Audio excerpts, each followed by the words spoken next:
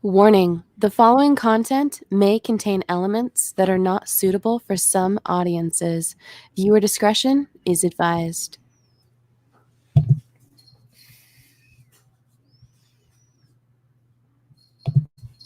This is the Great Legend, and I'm coming at you live tonight, fans. Friday night, your favorite night of the week. This is the show you want to go when you want to see the comico, and when you need it, you got it, man. And we're going to be feeding you the lines, and we're going to be having some good times. We're going to be talking about the picks of the week, you know, how we roll with it. We got a special guest, and we're going to let you know who that is. But, first, fans, I want to tell you a little bit about this. In the history of the Comic Core Friday Night Show, we've had many titles. We've been off the rails, we've been on the rails, but, we decided to go back on the rewind to when the legend was a wee lad, and, man, we was just cold chilling, doing roundtable discussions, man, like no one's business. So on the Friday Night Show, we got a new title. It is Comic Core Roundtable, man. So I hope y'all enjoy the show tonight. So let's get this thing started as we have our inaugural episode, Comic Core Roundtable.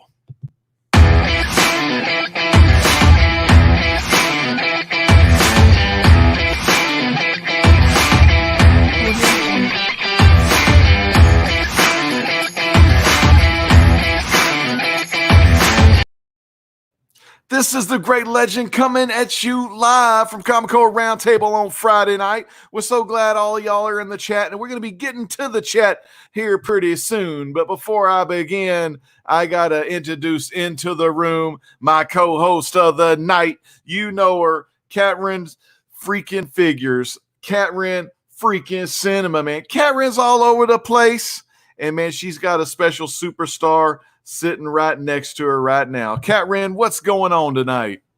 Hi, it is Friday night, and I'm so happy to be here with the core, with my saw.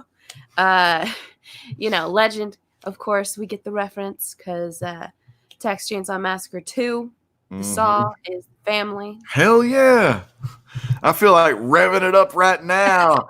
Hey, Mark BKR, the Superstar 90, he is the host of BKR Behind the Bar. Mark, what do you got eating tonight, my friend? Sweet potatoes. Ooh, now that's a nice treat, man. You getting some of them starches in, and you got a nice looking haircut there. I see you got that little fade, little shave on the side of the head. Looking good. Well, next up, we got the VKM of the production, the main man behind the scenes. He's lean, he's mean, he is the big badass MFing machine, and I'm talking about the Doctor. Right here, the Doctor of Comicnomics. Hey, yo, what's poppin'? Welcome to Friday night, and I gotta say, we gotta get to that chat here for Carson, man. I know, soon. Man. But wait. Where is Carson? Carson, C2E2 bound. Big shout out to Carson. Big shout out to Dru Manchu, doing some chilling with his daughter tonight, hanging out like a good dad should on a Friday night. But if you're some of them dads that don't hang out with your kids on Friday night, you come to the right place. Listen to this. If you listen to this song real close, you may have an inclination of who we're about to introduce to you tonight. I'm looking at my microphone, sorry. About a guy, y'all all know him. He's one of the best. Puts out some great content because he is a simple man. Here he is. Brian, what's happening, man? What's going on, guys? Love that song. You do know that's what the channel is kind of named after, is Leonard Skinner. Yeah, man. Come on. So, real quick story behind the everything from gamer tags to screen names. It's always been like Simple Man 1977. Favorite band, good year. Born. And then when I was starting to do the YouTube stuff or wanted to create something for an LLC, I was like, well, what do I want to name it? And I was like, well, everything else has been, so that's where Simple Man's Comics came from. But yeah, Simple Man's like my favorite song, and Skinner's one of my favorite bands. So, and appreciate you guys for having me on. Love the Comic Core. Love you guys. So jump at the privilege to be on here tonight, and I thank you for it. Well, man, thank you. We're happy to have you. I mean, I tell you what, man, KatRen is probably your number one freaking fan, followed by me and Chad. We're probably 2 and 3, but man, KatRen, number one fan. But Chad, you know, there's a lot of Simple Man comics, and by the way, a lot of Bolo fans in the chat tonight that really enjoy all the stuff you do over there at Simple Man Comics. And Chad, tell us about the chat room tonight. Is it popping or is it hopping? It's hopping and popping. But first off, we've got the man, the myth, Chris Barrett. I've got some bad news. I can't do. Love that guy, man. We got Scott Evans is in the chat. We got our good friend Comic Man Andy. I butchered his name forever. We've got the Southern Comic Book. I'm taking the glasses off so I can actually see. Southern Comic Geek. We got our StreamYard element robot is in the chat. We also got Thunderhouse Design. I saw TiVo's in the chat from Lords of the Longback Box. Kachung, Stay Puft, the Mastodon, Southern Comic Geek, Bob World. There he is. Bob World is going to be doing something. I owe him a story, but he's going to be putting it together. It's going to be amazing. Yeah, so it's happening. It's going off. Man, a lot of people in the chat. I want to give a big quick shout out to Stay Puft 1983, one of the IG's finest, who kind of started making his way into the YouTube comic book community, putting out some phenomenal content. Great to see Stay Puft in the house tonight. And also Southern Comic Geek from the southern side. Man, he knows the Comic Core will give him a good ride tonight. And a rhyme. And a rhyme, man. You always got to have some rhymes on the Comic Core. No freaking doubt about it. Forevermore. Let me tell you one. Sometimes the Comic Core, you know, like I said, we was off the rails, we were on the rails, but you never know what you're going to see and what you got in store on the Comic Core tonight. First off, you know, fans, we like to go over some of the picks of the week we've been reading this week, and we're so lucky to have Brian Simpleman's Comics with his picks of the week, because if you didn't know, on Simple Man's show, he'll do a breakdown of the top 10 books. I don't even want to say it's a top 10, Simple Man, because dude, you got so much good stuff on there, from first appearances to like hot reads to just all kind of cool stuff. So Simple Man, what went on in your week in pop culture, and did you read anything? And if you did, what did you think about it, man? I haven't got a chance to read as much as I normally do. I have read Finger Guns, Hell Arisen, and Jenica, and the new Wasted Space number 14. Ooh. So, Conan the Barbarian's another one I've been loving to read, but haven't had a chance to actually read it yet. It's been a busy week. Work's been busy. Wife started a new job, so I'm helping. She went from retail to IT. So now I'm helping my kindergartner, I'm helping my 3rd grade, and I'm helping my wife learn some IT skills. Man. So comics kind of fall down a little bit, but it's been a great week in books. I mean, from the Bolo show, we launched that new podcast. That was really fun. Looking forward to having more people from the YouTube community on that. So if we reach out to you, we hope you guys will join us. The topics are always changing. We like to talk about current topics. We got a great one lined up next week. Took this week, next week being the 10th. Sorry. But either way, we've gotten positive reaction for it. A lot of great comments, a lot of great criticism too. Criticism's great. That's how you evolve. But love the community. Love comics no matter what. I'm running on fumes this week, but I'm still enjoying it. Dude, and that's what it's all about. Sometimes you're running on fumes, but you still got time to be in the room, and you're here tonight. Man, you know, all the while over on your site, you also got a great night, because when you go over to the Simple Man Comics family channel, you can also buy some of that cool style, man. He's got the shirts. He's got the products. So make sure you check the man out. KatRen, I want to go to you, because I know you're a humongous reader of all things, of all the comics. What did you read this week? What did you enjoy? All right. So I myself have been stuck at work for most of the week. However, before this, I actually was able to read this bad boy. This technically came out, I think, last week or the week prior. Ooh. But I just got it out of my Midtown order. So this is Deceased, The Unkillables. Really gorgeous Matina cover here. We all know I loves me some Red Hood. I always have to check it out if Red Hood's going to be on the title. And I really did love Deceased as it was coming out. So this issue was everything that I wanted out of the continuation. Because, of course, in Deceased, we dealt with the deaths of a lot of DC mainstays, but what was left over? So we pick up with my boy Jason, and he goes to the manor and finds that his family is gone. However, he finds Ace is still alive. And of course, I think this is one of the best moments right here is when he's trying to console Ace. Yeah. Because he can tell Ace has been through a lot in all this.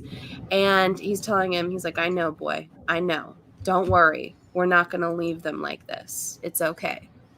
And from that point out, he and Ace the Bat Hound, they're going around and they're picking up a number of various members that are still left alive. One of them happens to be Commissioner Gordon. And there's a really heartbreaking moment where he finds Barbara. And they have to come to terms with the fact that she's gone. Oh, man. Gone too soon. And, I mean, 100% Deceased is a book that will break your heart and just tear it out of your chest as a DC fan. But it'll keep you wanting to read because you want to see the survival story. Now, I have a quick question on that Deceased. Is that still being written by Tom Taylor? Yes. Right there. TT, baby. One of the best, man. Great writer. You know, I've read some of his stuff on Injustice. We just got the trade of the Deceased at my library, but my coworker checked it out before me, so that kind of pissed me off a little. So I haven't read it yet, but I'm pumped up to read it. You know, Deceased. We're going to be talking about another guy that got a little deceased, a little gone too soon later in the show tonight. We're going to be talking about Dan Didio here. But before we get to that, Kat, was there any other cool things you read this week? Well, I didn't quite get around to doing as much reading as I wanted to for this week. However, I did get a grail of mine this week that I was pretty excited about. So I got Walt Disney Showcase 51. It's a 9/6 of 101 Dalmatians. Dang. And that's awesome. Pretty awesome Dalmatian cover there. I do loves me some 101 Dalmatians. I love the animated stuff growing up. I'm terrified of Dalmatians in real life. That's a whole different story. They're actually super aggressive and should not be allowed around children necessarily. Why else do you think they're meant for the fire department? But I know, right? But the movies were fantastic, and like the animated show and such was fantastic growing up. And this was a little piece of my childhood, which is pretty funny because it came out in 79. I came out in the 90s, but it was something that I loved so much as a child that I'm so happy to have my hands on now.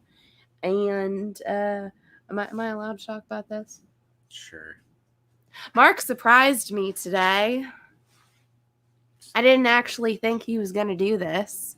Dude, he said Mark, no. Are you pregnant? Yeah. Oh, God, no. Anyhow. Whoa. That's awesome. Holy moly. Look at that bad boy. Yeah. So this is the actual sphere from Phantasm, the series. So Carson, my boy, eat your heart out. Because this puppy is life size and it has the blades. God. So I'm so excited. Are you going to take it out of the box? I am. It's going to go on the cinema backdrop. She's going to let it breathe. I am. But it's gorgeous. Gonna... This is my baby. I actually wanted one of these things so bad. I talked to Carson once about how I just wanted to buy like one of those oversized bouncy balls that kids have and then just spray paint it silver. I was like, I want one of these so bad. but Mark actually surprised me with this one. So I'm very, very happy to have it. Good job, Mark. Mark, that's a great gift, dude. Mark, that's a great gift. Mark, real quick, I want to ask you, did you read any good food labels this week? Well, I had to read the ingredients of what Thousand Island was to somebody's last week. Dude, let me tell you, Thousand Islands dressing is one of my favorite dressings to put on the salad. They especially taste great on spinach leaves. So, I know how that goes. Now, I'm going to let this guy breathe. Speaking of letting it breathe, Chad, what have you been doing this week? What did you get? Well, I got a ton of books. I got a ton of books, but my pick of the week, I have two, and I'm trying to find them. Oh, here it is. So number one is Suicide Squad 3. The book is cool. It is getting better, Kat. So don't drop it. It is getting really, really good. So number 4 coming out has a nice B cover for it too. Yeah, absolutely. And then last but not least, my Batman Curse of the White Knight. Yes. Okay. I've been hearing great things about that. This read has been amazing overall. And especially I've started getting into figures a little bit. Mm-hmm. And with the McFarlane multiverse coming out and them doing the oh my God, they're doing the toy line. I just got something like 2 seconds ago that I got to share with everybody. Is that all right? Dude, you have to, dude.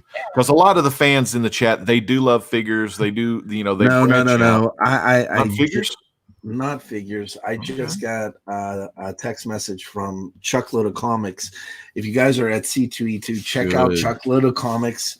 He's got the Podcast Central, and they just got done completing an interview with Colin Bunn, and I just want to, if I can, I'm going to upload this real quick so I can show everybody. And Colin Bunn's one of my favorites. He's got a lot of great series. I love a lot of his Oni Press stuff, like The Damned and, of course, The Sixth Gun, Hellheim's another great. You can take me off. All right. We'll go into the 4, the 4 we have here. But Colin Bunn's great stuff. And like Chad said, if you are at C2E2 this weekend, make sure you go by Chuckload of Comics booth and go check out the Chumpcast, where he's got a podcast set up that he's going to have a lot of special guests there. He's had Joe Hill. Y'all know Joe Hill, good horror writer, of course, the son of Stephen King. Man, he's one of the best that you're ever going to see. And he's at C2E2 along with all of these other folks. I saw Instagram stuff. I saw Comic Books NYC. I saw D-Runk Comics. I saw JP's Budget Collecting. Man, I saw all kinds of people at that place. So, man, I hope all of you folks at C2E2 community are having a great time and, man, dropping some great rhymes because, cons are one of the best places to go. You get a lot of good books, you get a lot of great interviews, but one thing that really gets me all happy and warm and fuzzy is meeting all of you in the comic book community. Brian, I know, man, when we met each other, man, it was like we known each other for a long time. Slow music, us coming together real slow for a hug. Hell yeah, man. We had you, we had Bolo. Man, we had freaking Comic Man Andy. KatRen was there. KatRen, what is some of the stuff you've been having fun at some of these cons? What's some of the things you've been enjoying? I love the fact that when I actually met both Brian and Bolo, Jack is not here tonight. When I actually met them both at Baltimore, I saw Simpleman approach, and he's like, and then he just poof. He's gone. And I just look over. I was like, where'd he go? And Jack's just like, yeah, he does that. So I had a great conversation with Bolo. You kept vanishing. Yeah. So sometimes I had to leave they're gone too soon. Chad, tell us about this. Do we got a guy? This is live at the booth right now. And we've got Shauna, Chuck, Colin Bunn, and a trader amongst us. That's right. C. Woodard 19 is there representing the Comic Corps. So there's where Carson is tonight. Legend, I don't even have to answer you. There's what Carson is. I know, dude. It's like Carson is living the dream, hanging out with Chuck Lode and Shauna. Cullen Bunn, like I said, I'm a freaking huge mark for Cullen Bunn. One of my favorite writers. If you're into like a little bit of weird stuff, a little bit of horror stuff, a little bit of mix of, say, Westerns, Vikings, 1920s, and Harrow County, right? That's his other big one. I need to start reading that one. But, so, I mean, before we dive into some of the, you got to give your picks of the week there, Ledge. That's very true. I got to give some picks of the week, and we have some more people showing up in the chat. The chat's been popping. Some people have been, dropping in and out, but that's all right because we're still going to give you a shout even if you're gone. But don't stay gone too long because you're going to see one of the books this is like, to me, this is like when I go up to heaven, I hope I could reach Shazam 11 because there. I know I had to just make that up there, but man, Shazam 11, you can tell they're getting close to a freaking awesome issue in issue 12. The Monster Lands, the doors are open. You got the Red Queen, you got the Wicked Witch of the East, you got Dr. Savannah, you got all kinds of evil creatures from different lands. Black Adam, of course, is there, and you better watch out, Seawood 1-9, because at the end you got Superboy Prime. I mean, so much goodness in that Shazam series. Loving the Jeff Johns. Who doesn't love Jeff Johns? The Eagle Sham on the cover. And man, I am digging the interiors by Scott Collins. I'm such a Scott Collins fan. Loved his stuff when he did the Blue Beetle. I love his art style. Looks really good. Some people, may not dig the Scott Collins, but, anybody with the last name Collins is awesome in my book. And if you've never read that book, then you need to read Dark Shadows and take a look because then you'll know who Barnabas is. And man, I tell you, that's pretty much just some hot stuff. Chad, how's that chat going right now, Chad, man? What is the chat? We got another special guest that's joined in, but let's check the chat real quick, Chad. What do we got in the chat? Hold on, I think there he is. There's the man. Well, that's a little sneak peek. Oh, yeah. Damn, Bolo. Hey, I'll take a strike for Bolo. He's wearing that demon. He's wearing that demon-looking shirt. I mean, he could be Finn Balor going. I'll take it. Damn. Welcome, buddy. What's going on? Thanks for having me. Oh no, it's an honor for you to come on, man. This is awesome. But before we get to you, Legend was trying to get me to get to the chat because that's right. Seawood is where it's at. Check him out over on Chuckload of Comics and interviewing that Colin Bunn here very shortly. Carson. He can't hear you, Kath. I mean, he can hear you, but he can't see you. I mean, he'll see it on the rewind. Carson. Right.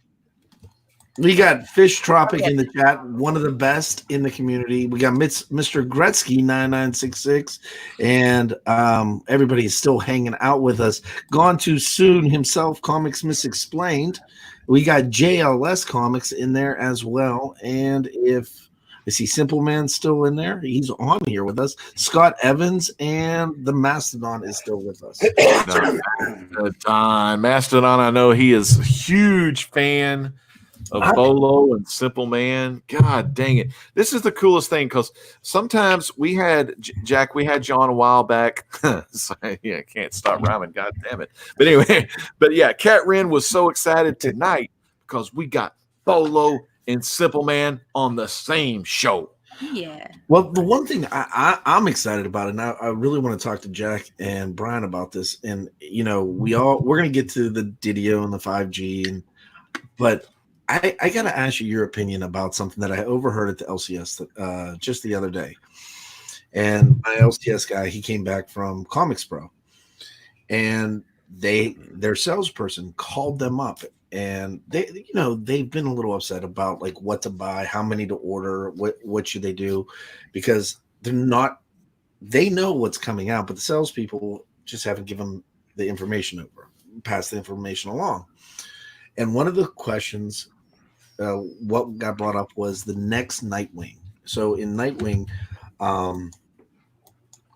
the Joker is going to be there. Now, the way that they are pitching this to the LCSs for their orders is, hey, the Joker is going to be the key to Dick getting his memory back. Also, might be a punchline to it. And they're asking, their rebuttal to this is, so is she going to make an appearance? And their response, and I heard their response, we don't know.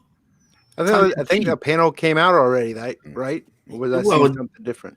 But that was after because the orders had to be in on Tuesday by what time? Noon? Yeah. So that's what they're a little upset about. Monday at 10 p.m. Yeah. So what are your thoughts on something like that, withholding it from the LCSs? That's bad marketing on DC. We've been talking about that.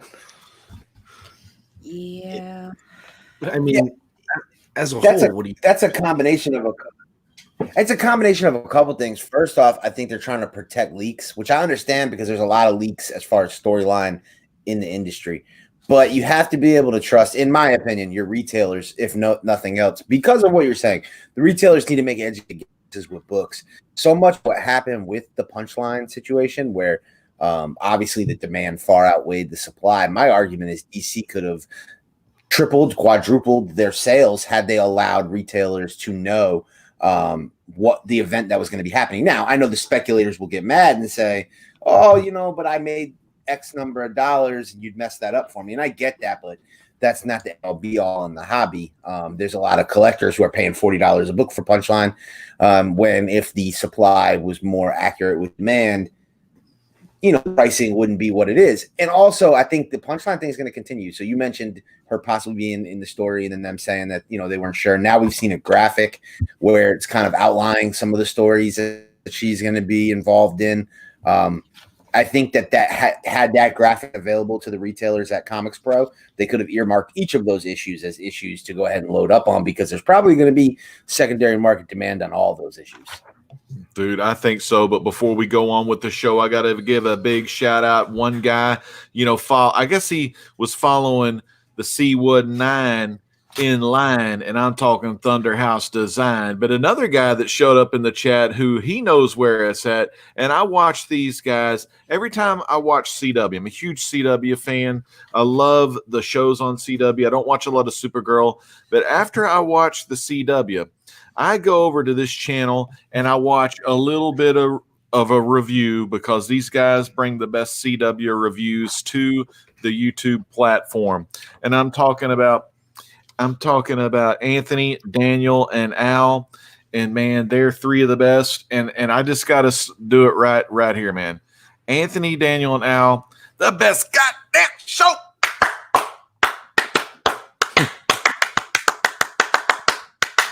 They get that clap, baby. That clap. Not to mention that Ninja Turtle hoodie. Not that clap, KatRen, but the clap. You mentioned Katie. Wow. So, man, love y'all. Real Comic Book Talk. You always give me some great entertainment every night I watch y'all. So God bless you for that, man. I just watched one. They had a killer Ninja Turtle hoodie on and hat.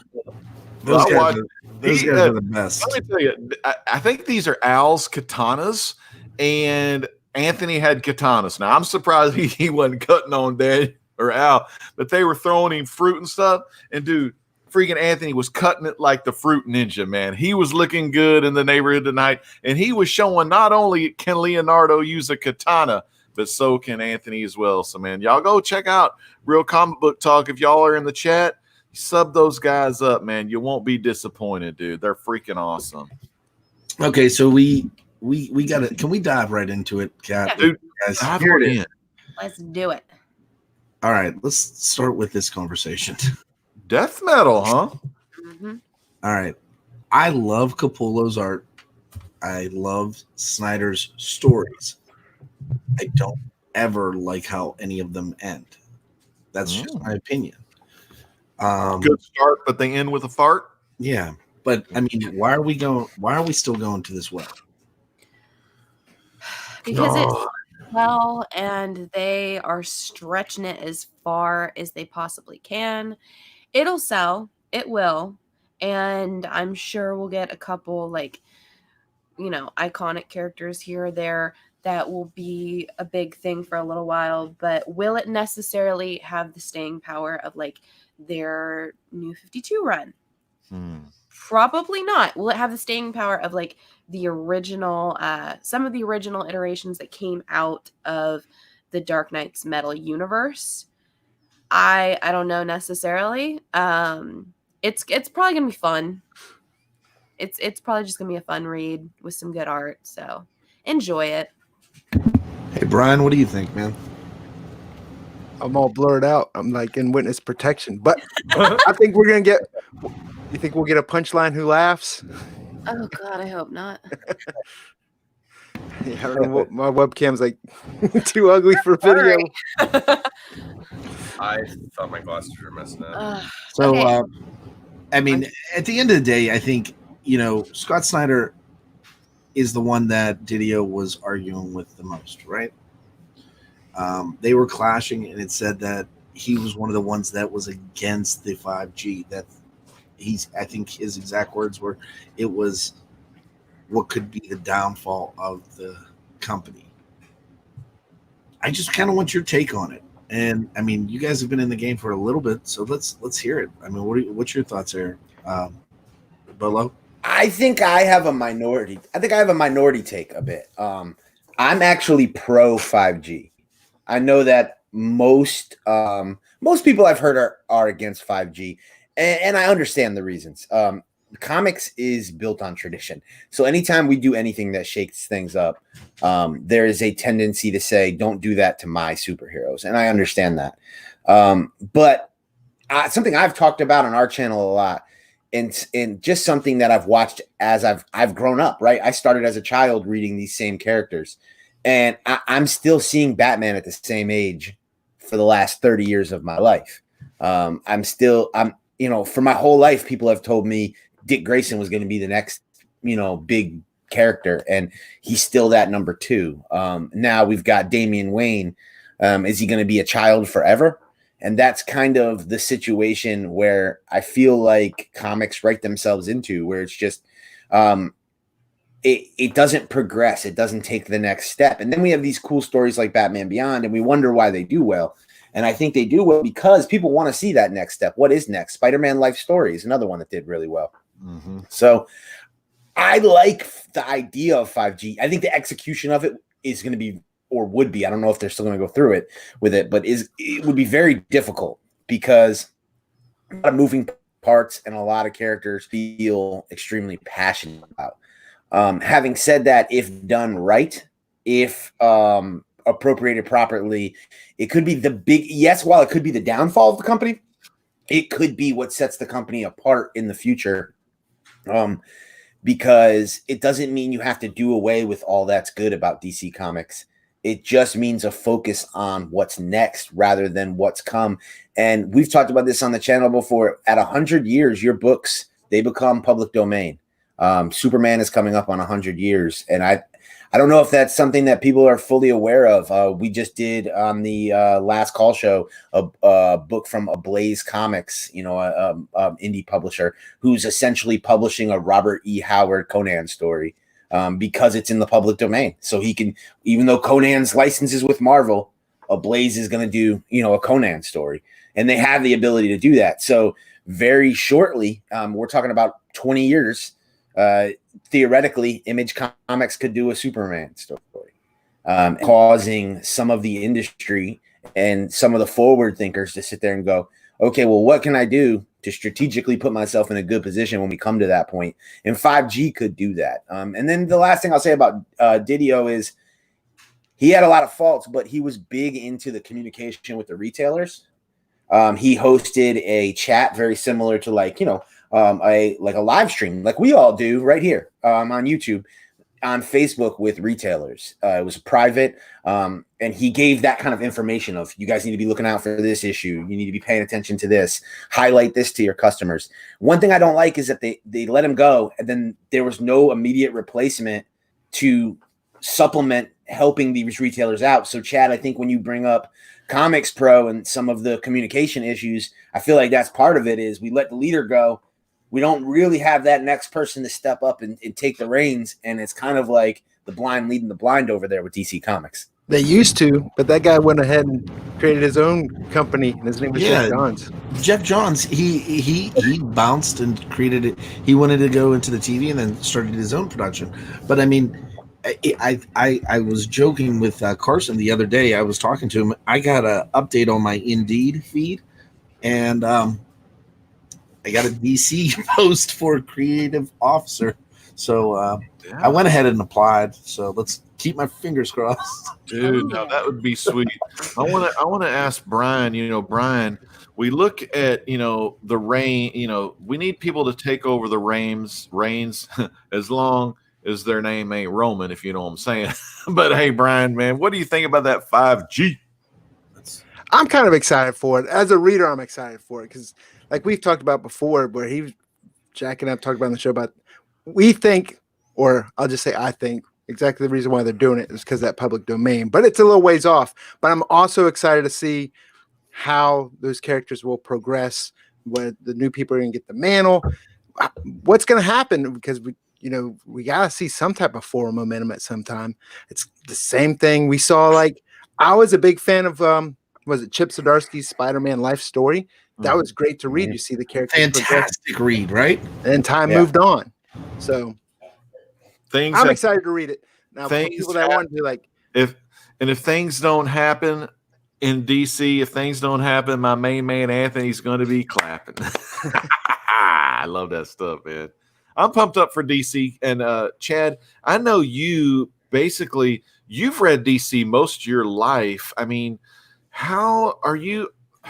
Are you excited? Are you a little bit worried? What do you think about the new 5G coming down the pipeline? At the end of the day, I'll continue to read them. One theory that was kind of brushed about at, I guess, at Comics Pro was that the established characters, and Kat, I think you know this too, Kat. I think you should actually, about the Black Label. Oh, okay. All right.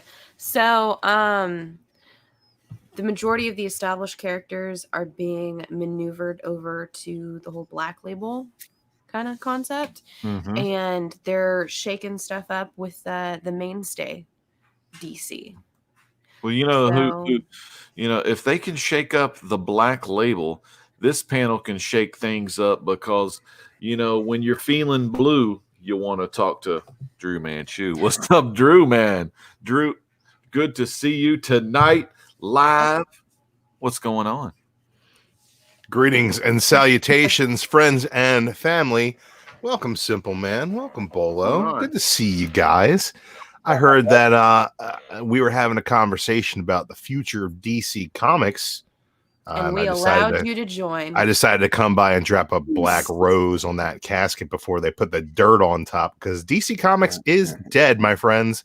It is dead, and it is yet to be buried, but it's dead. It's going down, and it's going down hard.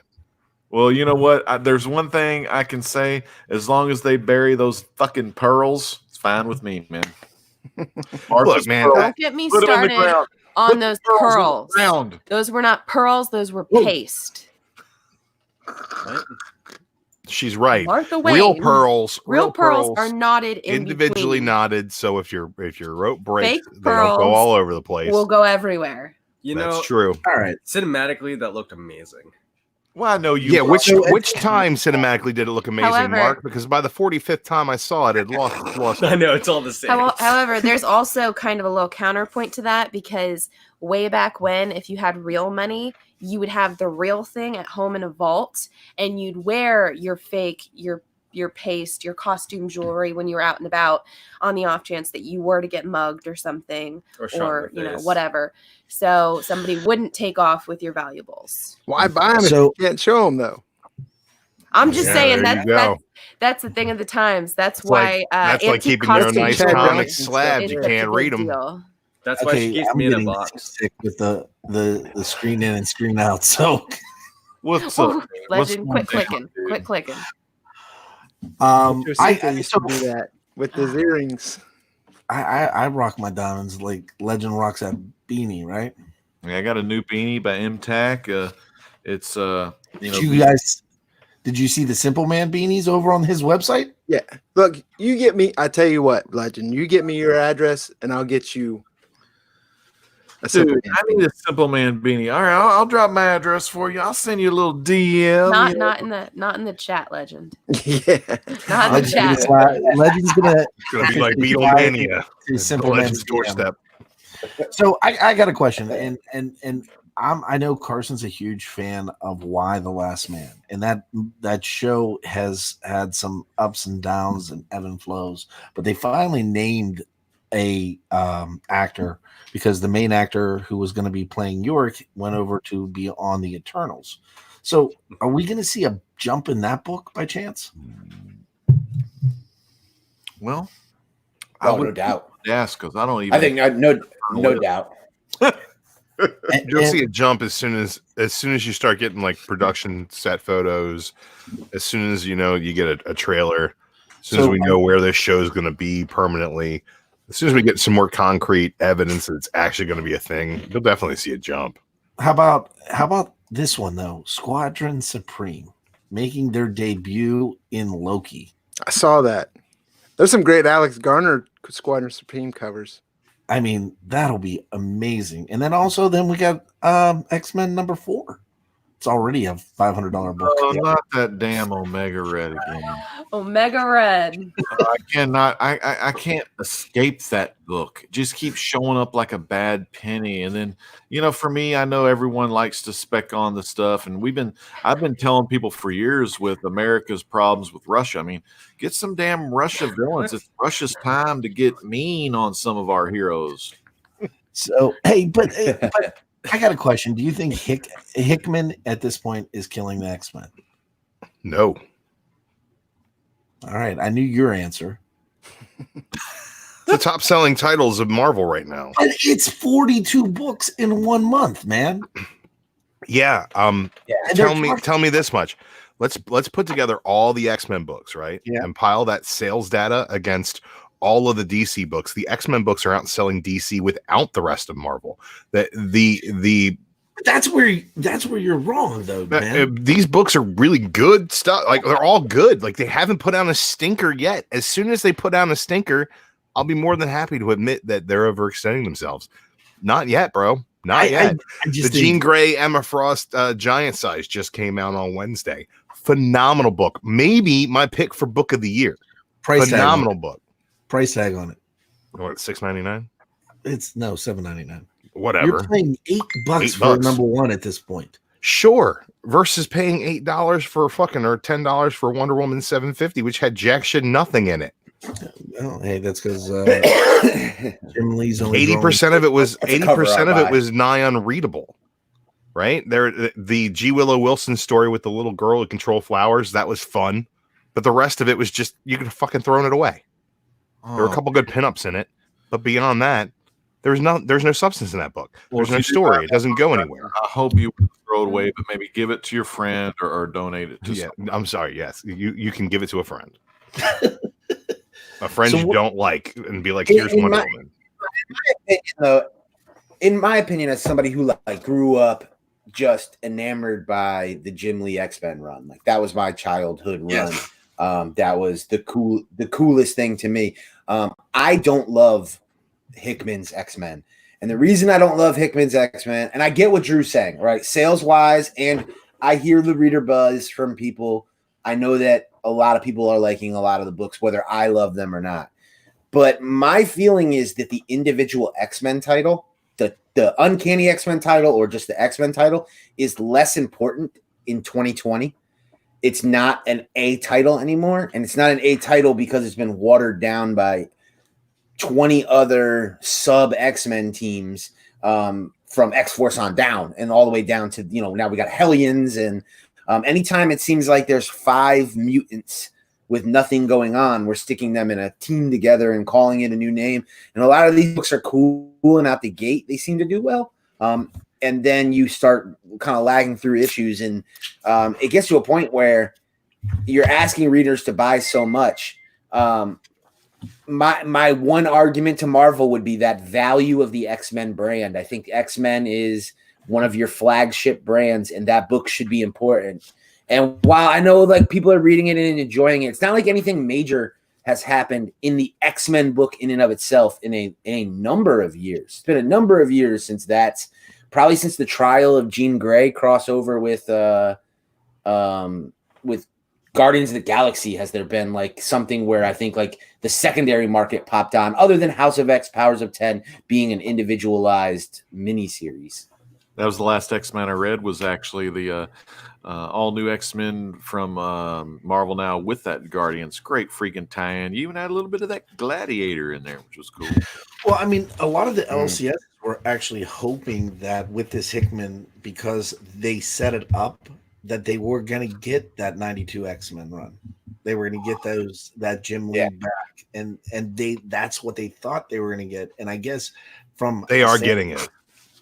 They're getting it. And as far as the comparisons between the two, are they very different?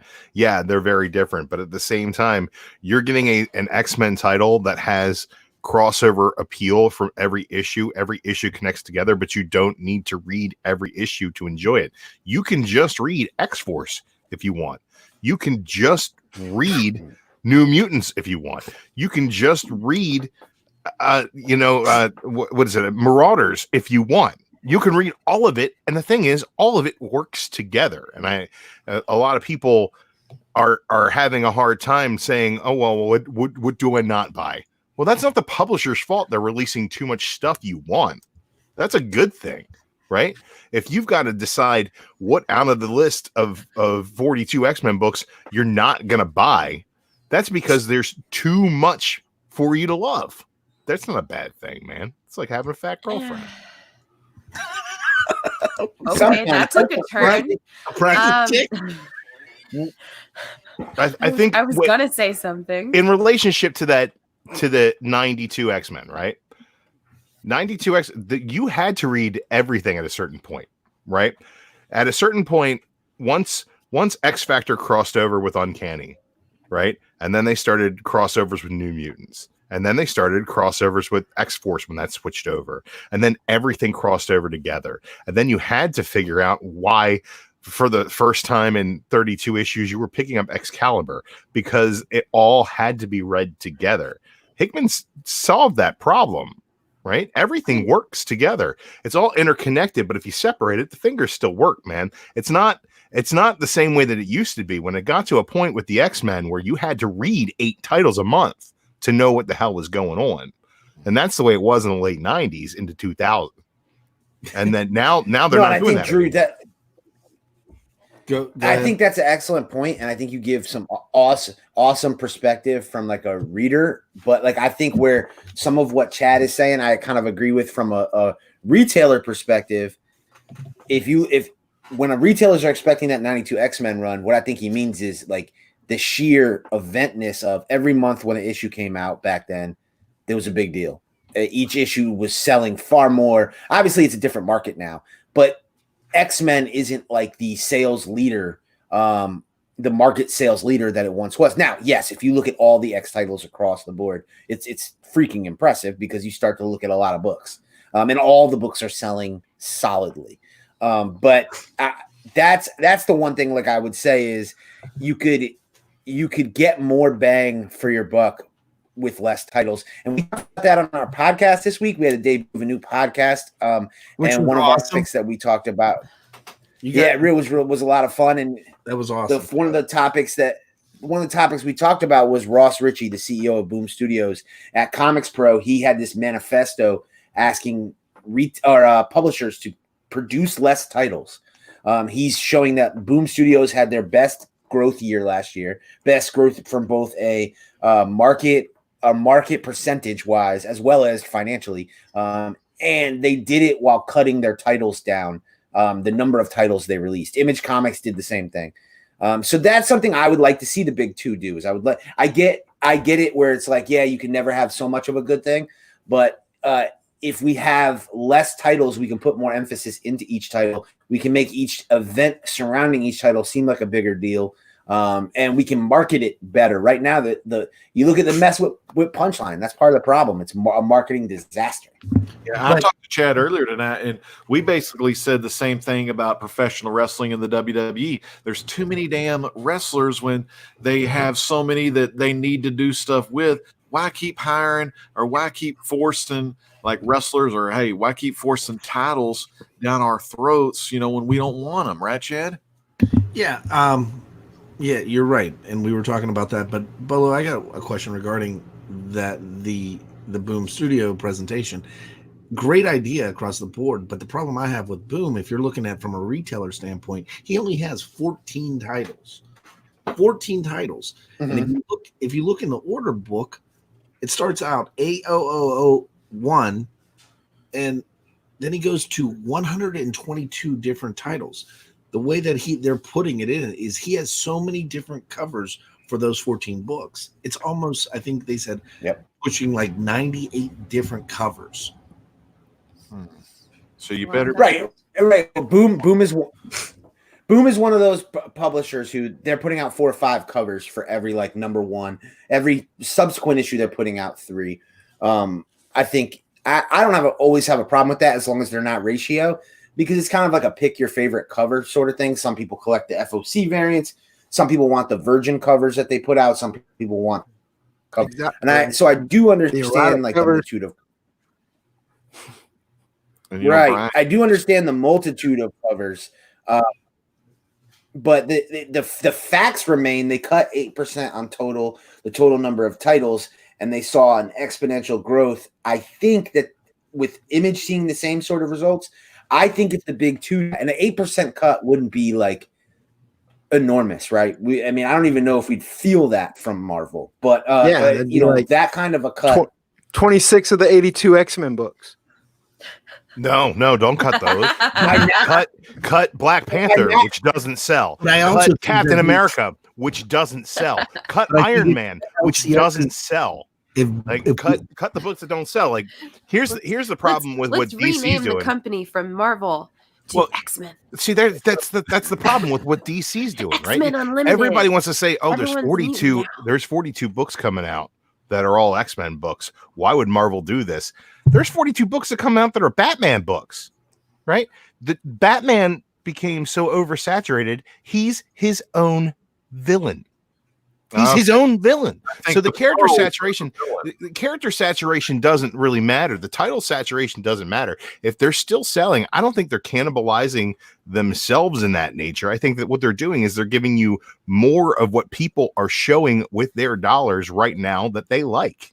Well, right? Perry Comics brings up a good point, Drew. How about all these Spider-Man minis and all? That's true. That's true. There's a Spider-Man mini every other month, right? So. But Spider-Man, I think Spider-Man's another. Spider-Man's. But the thing is, when you say X-Men titles, but here, let me just spread it out for you. But when you say X-Men titles, right?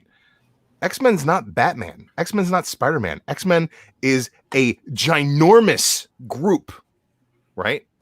There are so many. Right. Wolverine doesn't have to show up in every X-Men title. Cyclops isn't going to be in every book. Every book's not going to have Boom Boom, but Boom Boom's going to be serviced. And you're going to get these characters spread out throughout these books, and they're all going to be different. They're all going to be for a different audience. They've already proven that they're separating these books. Marvel, Mark, whatever, man. Just because I like comics, you guys don't like comics. Like, come on, Marvel is comics. That's how it is. And pretty soon there's not going to be a big 2. There's going to be a big 1. A big 1 to everybody who calls me a Marvel Mark. There's going to be a big 1. Right? So just settle down and go out there and spend $50 on your Punchline appearance that isn't the actual first appearance and not even a real cameo, just a cameo of her eyeshadow in a third panel from the last panel of the backup story or whatever the hell is going on with all these people buying a book about a chick that they don't even know yet, right? Yep. She could be killed off in 3 issues, right? Let's get back. Let's get Bolo on topic. Back on topic here. Well, you're talking about different characters that service different audiences. All right. Yeah, and I don't think Spider-Man though is a bad comparison because I think the same thing is happening with Spider-Man. That's my argument with Marvel's publishing right now is the actual flagship titles are some of the kind of less exciting titles that Marvel puts out. Amazing Spider-Man is not like event reading at this point. There's far better reading on the Marvel kind of flagship of but even within Spider titles. Brian, you and I have talked about Miles Morales being a better book than Amazing Spider-Man consistently on a month-to-month basis. And I think that can be an issue. But Drew, you mentioned that whole like the DC rumor of DC going over and being published by Marvel. The only thing I'll say on that is, even if that happened, I don't think it's going to happen either. But even if before that happens, it wouldn't be a big DC one. will stop putting out books, and they will become a T-shirt. Well, I don't think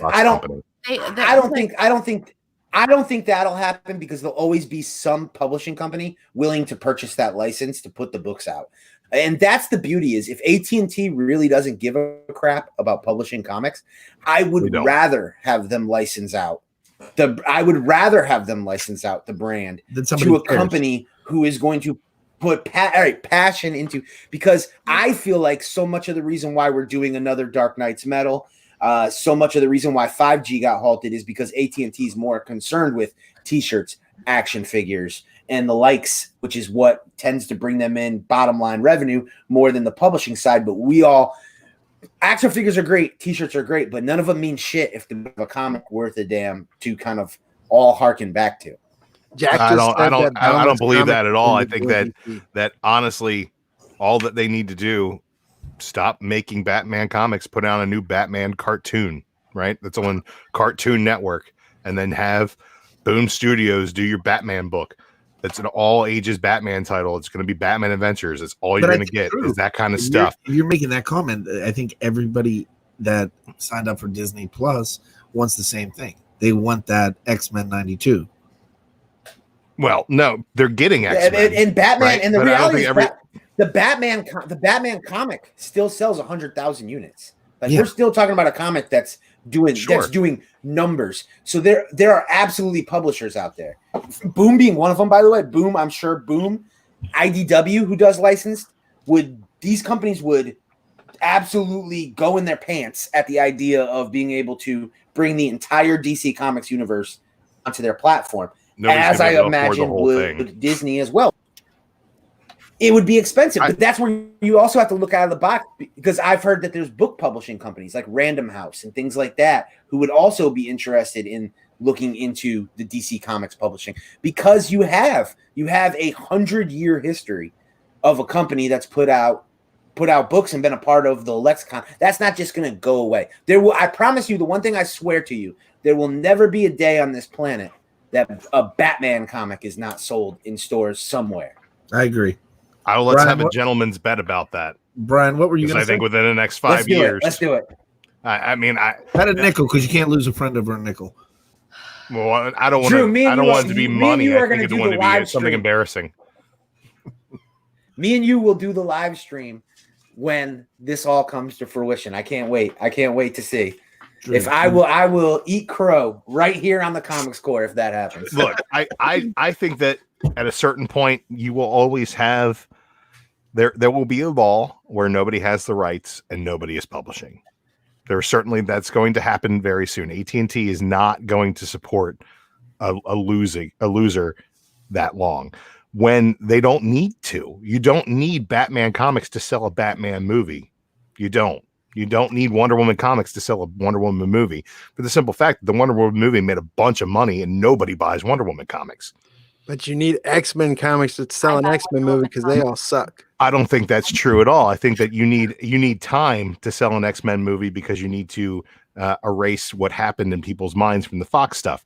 I think the X-Men comics sell themselves right now because it's compelling continuity-based storytelling that can really only be done in that medium. I'm not saying they need it, right? Disney could tomorrow say Marvel Comics needs to go away. We need to stop wasting our money here, right? But I think that we're at a point now. Go ahead. No, I was just saying, I think that what Bob Iger said when he got asked the question a couple of years ago with Marvel, he said that the comics publication industry, whether it's profitable or not, is the cheapest research and development in Hollywood.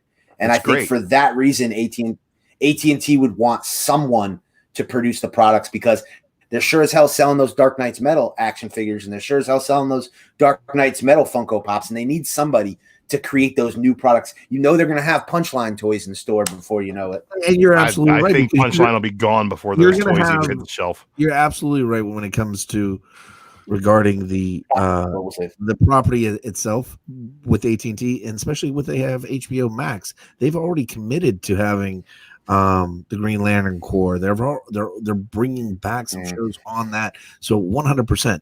I do have a question for Bolo because of a retail standpoint. On that Boom Studios, Boom panel, one of the big things that the LCS loved, and I think it could, in good faith, DC could leverage the same attitude towards it to get the retailers back on their sides, because retailers all, like, for the past probably 5 years, really embraced the communication. They embraced the DC. I think where the retailers lost it is with the wedding. But I think the aspect of buying back the comics would really help the LCSs. I think that too. Let me give this real love here. Corvadel says, by the late 80s, these multiple titles, the crossovers, the price increases turned many of us, of the older collectors, off, and was one of the reasons many of us left the hobby. Kids, though, at the time, they were still reading them, and then he goes on to say that that's not the case any longer, because no regeneration for both DC and Marvel, and eventually Marvel will go in DC's direction. Hard disagree. Hard disagree, Drew. Hard disagree. Hard disagree for the simple fact that Marvel as a publishing unit right now has such a larger and more diverse demographic than any other publisher does, because of as wide as they spread their net. Okay. Not everything is for everybody, but there is something on the wall at the comic shop with a Marvel label on it that is for absolutely everyone. There's something in there for everyone. And Marvel was in that same situation though a while back. They were almost out of business, and then that's when they started selling their rights out to all these companies to make the movies and stuff to help keep them afloat. Sold that right there. Sold that one there. Now they're all back home. They're all back home, and they're all going to be making movies with the best characters in the business because of the best publisher in the business. Call me a Mark if you want, but we're winning right now. I'm not calling you a Mark at all. But I want to address what Chad was talking about, the Boom Guarantee Program, and essentially what the Boom Guarantee Program is. It is Boom backing the retailers on new titles. So they're telling retailers any new titles that come out, that I think the first 4 issues, you can order as many as you want, and any that do not sell, we will buy back from you. And so you have no long-term liability and risk. You have to put out the money in the short term to order the issues, but in the long term, you have no liability issues, which is, I think, one of the 2 biggest reasons Boom saw the largest market share increase of 2019. And I do think that program would work across the board with large publishers. From a reading perspective, it's Mad Cave jumped on board. I think we're going to see more independent comics companies take that risk. It was really nerve-wracking for Boom, because we talked to people from Boom when they initially started it, the very first few releases, where they didn't know what the sales figures were going to be like. When you'd think they'd be excited about like 55,000 sales for Once and Future, the truth is they were petrified, because they had no idea how many of those sales were going to come back into returns. And if they came back as returns, they could have gotten stuck for a giant bill. They were pleasantly surprised that there were very few, if any, returns, because the book was so good. Stores were able to sell the book, as ended up being the story for the rest of the year. So it really is still about quality. You still got to put out quality books. But that program, I tell retailers all the time, if you are a retailer and you're not signed up for the Boom program, you're missing out, because you're missing out on an opportunity to get all that stuff. The second thing that helped Boom over, I think, Marvel and DC is, I know we've had him on our channel, and I know he's a friend of ours, but Arun Singh is the marketing director of Boom. You got to understand, this guy came from Marvel. It's a classic situation of a guy taking a step down to an independent so he could take a step up in his career. He is a guy who is available and on the forefront to market all of the various books that Boom has coming out. There is not an equivalent person because of like the corporate structure at Marvel and DC. You don't have that one individual person that everybody in the market knows. I can talk to this person at Marvel and get all of that information that's coming out. All of these things, Chad, that you were talking about that DC should be doing to let retailers know. We're seeing Arun and Boom do that. And that has been kind of one of their, I feel like the two-part secret to success is accessibility of the people who market these books and the ability to work together with retailers. And then this program, it's IDW has done returnable books. If you order more than 10 issues, a retailer can return their issues on most number ones. IDW's been doing that, but we have yet to see a big two retailer do that. And I think that there are, especially on some big number ones where they were really taking a risk, Marvel could see a huge number if they were willing to take that risk. Yeah, no, and if Marvel would win if they took that risk because of all they're already winning, Chad. So they would actually benefit and have an LCS that actually thinks that they care about them, because right now the LCSs, Marvel doesn't give them any time whatsoever. Now, Kat, I mean, they provide the largest market share of product to these folks to allow them to sell the product. This is something that comes up on these conversations all the time that I failed to wrap my head around, is that Marvel's the reason why these LCSs can survive. Right? They diversify and they sell cards and they sell toys and they do this and they do that.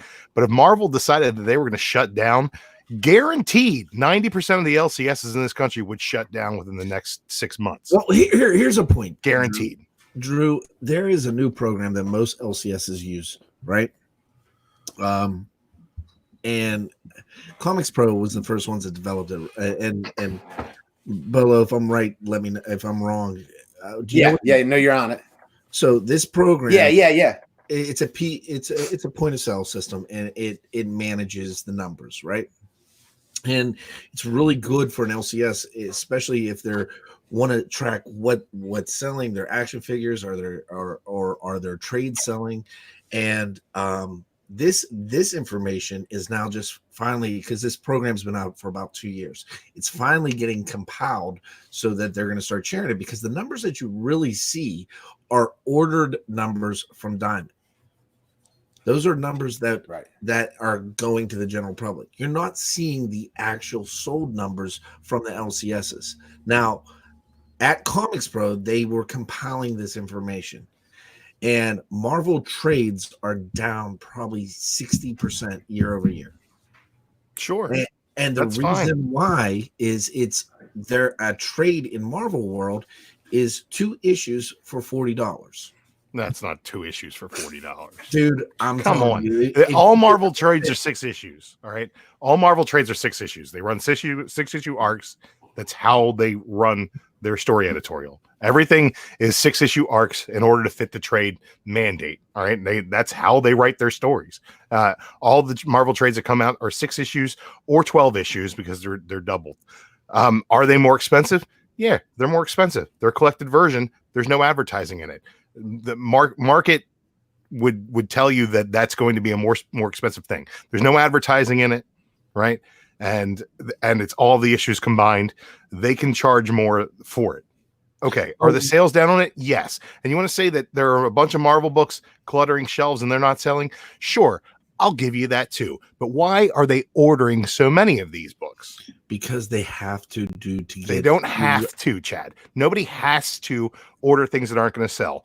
The reason they're ordering them is for ratio variance, because they make money on ratio variance. All right. And if they are ordering these many books to get these ratio variants to make their nut, that's on them. If they are going out of business chasing variants, it's the same reason why a collector would go bankrupt, chasing variants. Don't buy something you can't sell just because you want the shiny thing to put on the top of your shelf. That to me it's asinine to blame the publisher for that being a point of contention. I'm not blaming. No, but that's part of it. Yeah, that's part of it is those incentives. But incentives are a good thing. there's also there is a difficulty just putting yourself in the perspective of a retailer. Like there is a difficulty when you look at the sheer number of titles that get released on a weekly basis, and you start looking at the average comic store's weekly budget that they are spending on new product to bring in. You inevitably have to make choices. You have to make cuts. And what I see where LCSs are leaving the most money on the table is hot issues. When an issue comes out that's hot, say a Batman 89, say a Hell Arisen 3, say some of those early House of X Powers of 10, just to keep some X-Men in here for Dru. You know, when that stuff happened, those were sorely under-ordered by retailers. And when you talk to retailers and you're like, well, didn't you believe that this was going to be good? You hear, yes, but I've also got this number of titles I've got to order. I only have this much of a budget. A lot of these people are on COD or they're on 30-day terms and things like that, where they've got to worry about that financial aspect, and they're failing to capitalize on these books that can keep the doors open. Because if you ordered enough Batman 89, you literally could pay your rent for a few months just on that one book. And I use that as an example, not a DC over Marvel thing. That's just the current hot book.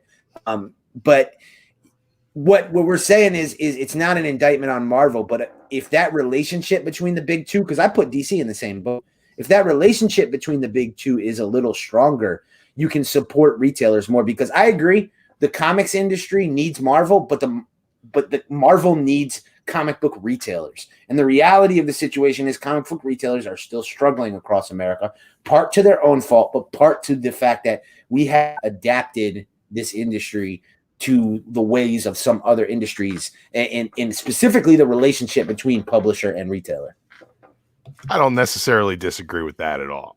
Hey, can I jump on the chat real quick, Dru? I'm sorry. Jump on the chat. Go ahead, jump on the chat. We got the Mastodon still in there. I want to apologize. I think Brian had to leave us, so he's in the chat. Simpleman. No, that's Superpower Reviews. Oh, I'm sorry. I thought I saw You Simpleman. Yeah, I don't have my glasses on. Sorry. It starts with an S. No, I saw the logo. It kind of blurred it. The logo looks fairly similar too. I'm so blind. You're doing a great job, Chad. No, I'm not. I'm no Carson. God dang it. Nobody's Carson except Chat, can you do the chat for me? I got you. She's on mute. He's on mute. We're a mess. I'm going to do the chat. No. Okay. No. Yep. No. You haven't stopped talking all night. Shush. I got here late. Shush. We gotta film it. Anywho. Let Kat Anywho. talk about the chat. Here she goes. All right. So I want to say a huge shout out to my boy in the chat, a poor man's comics. I knew you were going to say that. Just got back from C2E2, and it was a lamer without you guys there. Aw. Maybe That's next my week. boy. Mastodon still holding it down, talking about some sales figures for January. Double S still hanging out. Chris Barrett, as always, still our number one. Superpower review, not Simpleman. Just saying that, Jeff. We got some Potsy. Rob Pachuk, aka the creator of Junior High Horrors, is in the chat. What's up, Potsy? And Real Comic Book Top still holding it down. It was just so much info. It was amazing. It was, and another thing, what was awesome, I don't remember who posted this on Instagram, but it had a little checklist of all these little Punchline appearances and future appearances that the new character Punchline could possibly be in. And we always look at, I don't look at none of that crap because I don't care. If it's a good story and if I'm reading Batman and Punchline's in it, I'm going to get a little Punchline. But if not, I'm not going to go out of my way to try to make a couple of extra dollars, But the thing I saw in it, and I look at this from DC, but you also see it from Marvel as well. A lot of comic book fans want to see new characters. They want to see diversity. They want to see something that's not the same old stuff that Kirby, Ditko, and Stan Lee did in '63. They want to see some just, new stuff and all of that. And I think what happens is Marvel and DC try so hard to, get these new characters out, and they get all the fans. The fans go goo goo gaga. Oh, I'm going to be a millionaire because I'm going to get this Punchline stuff graded at a 9.8. And so they release these first appearances, knowing that these. We're gonna get our Roman Reigns and nothing else. They know when they're gonna like get that Superman punch to knock them all off their feet, and they've already got the second printing lined up because that was the planned deal, so they can sell some more in the second printing market, and then the other books like that Hell's whatever #3 and all that. Hell Arisen #3. So they want to kind of confuse the fans. They're not going to just straight up say, okay, this is the one. They want you to buy all of the issues, which is understandable. Well, because they want to make the money, and even more, I'd say be careful if you see that graphic, because there is 2 graphics going out. I know the one you're talking about. Yeah. One was put out by DC Comics. One was edited by a retailer. So there's one out there that is edited by a retailer that I've seen on social media, which lists Batman 92 as the first full appearance of Punchline. DC's actual graphic does not have that in it. That was added by the retailer. The one where it says like Matina cover and this cover, that a retailer did that. So you have to be careful, because that is going around social media, and I'm seeing as many people believe that to be the actual listing. DC has not come out and said this is the first full appearance. I've never heard a publisher in the history of comics come out and go, this is the first full appearance, for the exact reasons you're saying, Legend, because they want you to buy them both. Yeah. They want you to Hulk 180 and Hulk 181 it. They want the divisive camp, because either way they're selling comics, which is why I'm annoyed with it, but it's why we see it. Every major character that is created from 2020 on, you're going to see the same thing. You're going to see a 1-panel debut followed by a slow introduction into the character, so that they can sell 3, 4, 5 issues instead of just one large issue. But to be honest with you, that's not new. We saw the same thing with Taskmaster. We saw the same thing with Venom. We saw this, the same thing with Carnage, and we're talking about the 80s and 90s. 361, you got Cletus Cassidy back. Right. Whenever he was in the Cardiac issue, I was you know who we got in there, Legend? I think that Thunderhouse Design needs to give us some love. We need to give him some love. I think Thunderhouse, Thunderhouse, give us some more love. Coming, brother. But Thunderhouse Design, he's in here week in, week out, watches all the shows on the Comic Core, Modern Men Mondays, Golden Guys Tuesdays, that show on Wednesday, and of course the A show right here, Comic Core Roundtable, coming at you live, 9 Central Standard, 10 Eastern. And man, we're so glad to have Thunderhouse Design. And thank you so much, Thunderhouse Design, for the support. We really appreciate you, brother. And I before we kind of catch up and wrap up, we got to talk to Bolo about something. It's a super secret project, so we're gonna be wrapping it up here. But hey, I want Dru Manchu to give some love and tell them what's going to be happening down there in MegaCon. Oh man, I can't wait for MegaCon, folks. MegaCon is going to be coming at the middle of April. The 16th through the 19th, Chad? Is that the deal? Yeah. Yeah, 16th through the 19th of April down in sunny Orlando, Florida. You want to come see us, the Comic Core? We are going to be there at MegaCon. We're going to have all kinds of great industry guests. We're going to be raising money, doing signings, doing all kinds of stuff for the Hero Initiative. And we're going to try on Saturday to make it a community day. Very excited about that. So if you're interested and you're going to be at MegaCon, reach out to us and see what we can view broadcast live from MegaCon. We're going to be having all kinds of cool stuff going on. We're going to be doing a meetup. When we're going to do that Friday night, Chad? Friday night or Saturday night? I'm not 100% sure. We're going to be doing a community meetup down there as well. We have yet to schedule that. Chad has to get back to me on that schedule. So, but if you guys want to broadcast live from our booth, we will be allowing that on Saturday. If you want to, all you have to do is hit up myself, Legend, Cat, Dru Manchu, or Discovery Bay. He's the man that's holding it down with the calendar in hand. So we've got a ton of stuff coming out.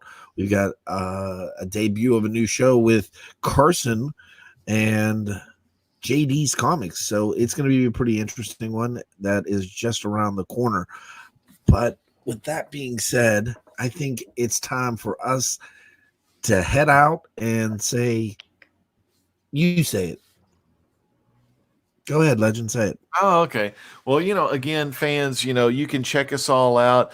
We got Dru Manchu, Bay. Check out his channel for comics, reviews, action figures, toys, all that cool stuff for all you girls and boys, but not a lot of that Copa stuff. They're 13 and up, because this is the adults, man. This is where we come out to play like the Warriors back in the day.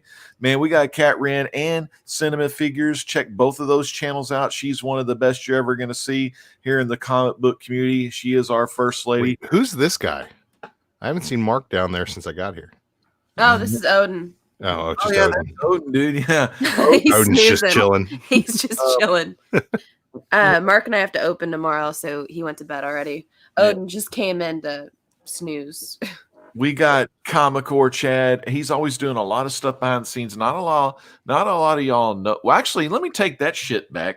A lot of y'all know about it because you keep sending him PMs because all of y'all want a little bit of it. You know what I'm saying? You want a little bit of that F. You want a little bit of that A. You want a bit of that EME. You want the fame. You want the fortune. But damn, people, God. I mean, money don't grow on trees, so sometimes you got to get off these. Okay, but anyway, Bolo, man, great seeing you tonight, man. Bolo's got a ton of stuff going over there on the Simple Man Network. Yeah, what do you got going on over there, dude? That's right. We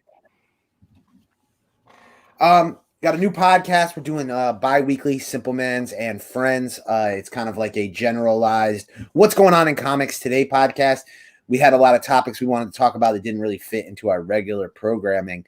So we wanted to do that. And then we wanted to make it community-based. So we wanted to bring in people. We definitely have to have each and every one of you guys from the Comic Corps as guests. We're looking for that lively debate. We're going to talk about a lot of similar stuff like we talked about tonight. So we're really excited to do that. It's audio-driven, but we still have the video version on YouTube. And then other than that, man, just the basic programming, we've got that 3 Up, 3 Down on Tuesdays, hot and cold trends. We've got the Bolo show talking about new comic book day. That comes out Thursday. We've got the Last Call show on Friday talking about FOC, those books you need to order before they hit final order cutoff. And then we've got that back issue Bolo. Yeah, the Exo Man of War. Got to get that bronze medal cover. Yeah, that'll put the butts in the seats. That's what you got to do, fans. Make sure you follow Simple Man and Bolo because they put out the Bolo list, and that list has a ton of stuff. Like I said, it's just not all like first appearance, but they're going to give you some really kick-ass story arcs, storylines, and some things you may not have known before. So Russell Simmons us out. Mm-hmm. I got a couple little quick other shout outs. Stacy, man, great to see you. I know you're popping in late. Make sure you check us out on the rewind. And a big shout out to Soldier Only and this lovely lady, Fuchsia Only, as they do Married with Issues. And you can catch that on Sundays. I think it's usually Sunday mid-morning or Sunday afternoon. Make sure you stop by and see what they're up to because they're always going to give you a great live show. Just two of the best people in our comic book community. But fans, thank you so much. This has been the Comic Corps Roundtable. We've had an excellent night tonight, and we're going to be seeing y'all next time here. And make sure you come back on Monday. Watch a little bit of the Modern Men with Seawood 19, Discovery Bay Comics, Comic Man Andy, and our very own Dru Manchu. Legend, did you tell him what we're going to be reading this week? This week, we're going to be reading Oblivion Song. Oblivion Song Volume 1. If you don't have it yet, go pick it up this weekend. Read it up and join the conversation with us on Monday. It's my favorite show to do all week. We love reading these books and having a great conversation about them. So come and join the conversation. I don't know what else we're going to be talking about, but definitely Oblivion Song Volume 1. Hey, you know what, Ledge? I got one more thing. What you got, brother? So if Kat's around tomorrow and Mark's around, we may have a show on both channels. But dude, are you free tomorrow? I'm working tomorrow Night. Oh, tomorrow night. Yeah, we should be free around 10. So tomorrow at 10:05, we got a treat for you. Well, if you're free and if Kat's free and the Legend's free then man, we're gonna be your G's tomorrow night on the Comic Core. Hey fans, we got to go. We're out of time. Sting's coming down the rafters, and the Seawood 19 is coming as well. But we're gonna see you next time on the Comic Core. This is the great legend saying peace out, God bless, and love my brother Bob World. Thanks for the outro, brother. Bye. Marvel is comics. DC